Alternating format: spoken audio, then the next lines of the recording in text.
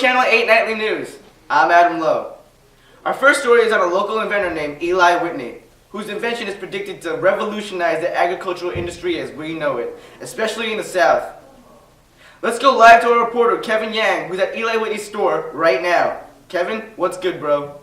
Thanks, Adam. I'm here live at Eli Whitney's store trying to understand why it's getting so much attention. As you can see, hundreds of people are lined up outside the store for this new invention called the cotton gin. Let's see what the buzz is about. I just purchased my own cotton gin, and it made my cotton producing much more efficient and faster. Hi, Mom. I love the cotton gin. Get some more cotton, some products. Gotta buy me some more slaves. Work that cotton. Let's go.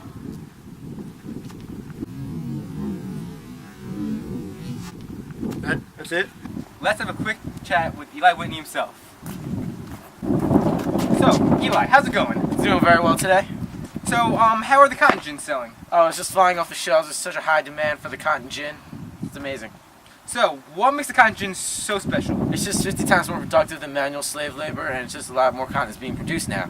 Mr. Whitney, we need you back at the store! Oh, I guess I'm needed in the back of the store. I'll see you later. Well, thank you. Thank you for your time. Thanks, Kevin. Now, as we analyze the cotton gin and how it will affect the agricultural industry and the state of our economy, we go to our portion of the show called Mad Money with Michael Handel. This is Mad Money. Booyah! Cotton gin? That's right. Cotton. Boom! Cotton gin increases cotton production. Demand. Southern economy's been in bad shape. Not anymore! Not anymore! Booyah! Cotton has revived the economy! Ah! Profit! Farming! Agriculture!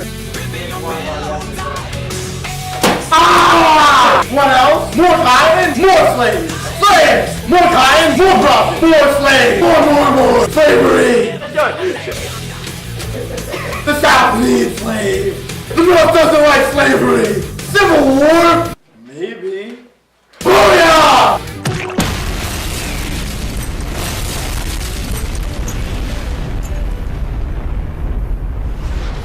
We will be right back after these messages. Is the cotton gin really 50 times more efficient than manual labor? Does Michael Handel flail his tongue awkwardly during interviews? Work that cotton? Let's go. Eli Whitney's cotton gin. Produce your cotton efficiently. And we're back. We've contacted Robert Fulton for an interview, and we have him live via satellite right now from his home in New York. Robert Fulton, how are things going? Good. Call me Robbie. So, Robbie, you've gotten quite some attention since you have invented the steamboat. Well, I actually wasn't the first one to come up with the idea. The concept of the steamboat was implemented by a man named John Fitch. Call him Johnny. Okay. What has made your invention so much more popular than Johnny Fitch's? His concept was good, but my version of the steamboat made the invention more profitable and cost efficient.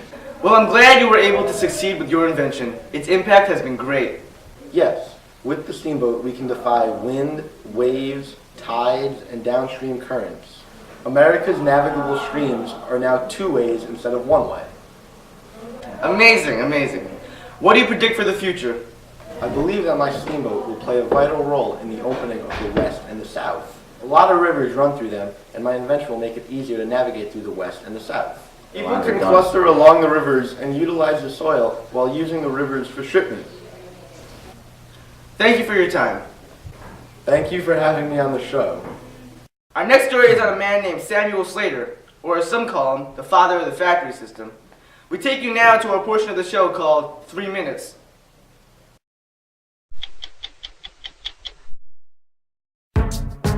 This is Samuel Slater, a truly inspirational story. A man who came from nothing to something, from rags to riches. Slater, known as the father of the factory system, was inspired by British machinery plans, and he revolutionized the way America functioned in its factories. Today, he was kind enough to take time out of his busy schedule in order to sit down with us for an interview with our very own reporter, Kenneth Lau. Samuel Slater, it's an honor to meet you. Thank you for having me. So Sam, you have a very impressive resume with all your accomplishments. How did you accomplish all your achievements with such a humble background? Well, I was given opportunities in Britain, and I took advantage of them. I was affiliated with the manufacturing industry and took the risk of changing my entire life to escape here. So, Sam, I see that you were an apprentice in England and you were very well off. Why did you decide to come here? I wanted to begin a new lifestyle and start my new business. With only the power of my mind, I memorized the detailed blueprint of England's factory system. Why exactly do you have to memorize the factory plans?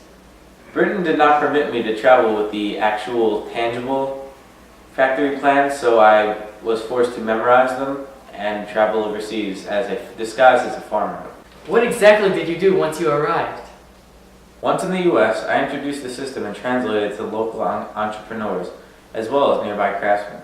My first factory was a revolutionary mill built in, I believe, December of 1790, and business boomed from then. America was and still is a growing industrial nation, and technology as well as techniques introduced by yours truly sparked our country.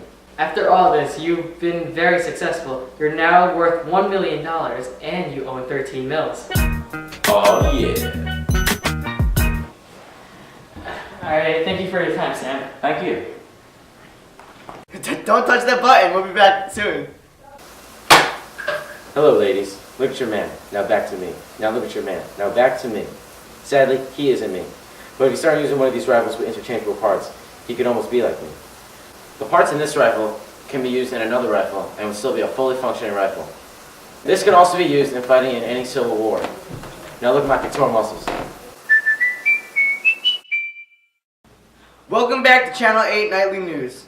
Here, we are getting the scoop on Lewis and Clark's expedition. Let's go to our reporter, Michael DeMarco, who has them on the phone live right now. Lewis and Clark, are you there? Hi, it's Lewis. Sup, it's Clark.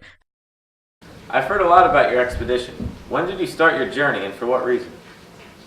In 1804, to be exact, May 14th, Clark and I left westward to try and evaluate the Louisiana Purchase territory. As of now, we're trying to map and document the land and animals to the Pacific coast. So, along your journey, what have you discovered? As of now, we have discovered 179 species of undocumented plants and trees, including canyon gooseberry, Gardner's saltbush, large-flowered clammy weed, and long-tailed wild ginger. Also, we have discovered 122 species of animals, birds, and fish. This includes Clark's nutcracker, Columbian ground squirrel, grizzly bear, sea otter, and the northern pocket gopher. Have you met any people along the way? And if so, who have you met? We have encountered numerous Indian tribes, 48 to be exact, including the Cheyenne Indians, the Kickapoo Indians, and the Shoshone Indians, where we met Sacagawea. Really? Who is Sacagawea? Sacagawea was a young woman from the Shoshone Indian tribe who helped us communicate with different tribes on our expedition. She was 16 and pregnant, but she still agreed to help map the uncharted territory of the Louisiana Purchase with us. As of now, what is the status of your exploration? We are pretty much finished with our expedition. There's only a little more to go. I believe our map is turning out to be great. I'd say our journey was a spectacular success. In your opinion, how do you think your accomplishments will affect our country in the future? With our maps and our exploration of this territory, I believe we'll be able to increase westward movement and be able to expand our great country. Thanks for calling in, boys. Thanks for having us. There is a new phenomenon that is sweeping across America, a religious revival called the Second Great Awakening. It's centered and originates in colleges such as Yale University, where 1/3 of the student body has already converted to Christianity. Let's go live to Yale, where Derek Tang is on scene. Thanks, Adam. I'm in New Haven, Connecticut on the campus of Yale University, home to some of the most intellectual and committed young scholars in the nation. And the plurality of the religion they believe in is in Christianity. They believe in personal salvation, and countless people in New England have believed in it. Now let's go to Kevin Yang live in St. Louis, Missouri, with a report concerning missionaries. Not only is Christianity relevant to New England, but Catholicism is spreading to new areas due to missionaries. Missionaries are educators and preachers who try to spread Catholic values. the aim for states such as Kentucky and Tennessee to gain support from non-believers such as Indians. Thanks, Derek. Thanks, Kevin. Not only has this religious movement helped start a revival in people's beliefs, but it has also helped start movements towards prison reform and the abolition of slavery. The Second Great Awakening had a much bigger impact than the First Great Awakening that took place in the mid-18th century.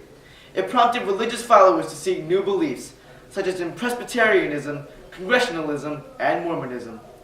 Mormons were especially changed by the movement in that their beliefs, such as polygamy, were generally not accepted, and therefore they were pushed out towards the West.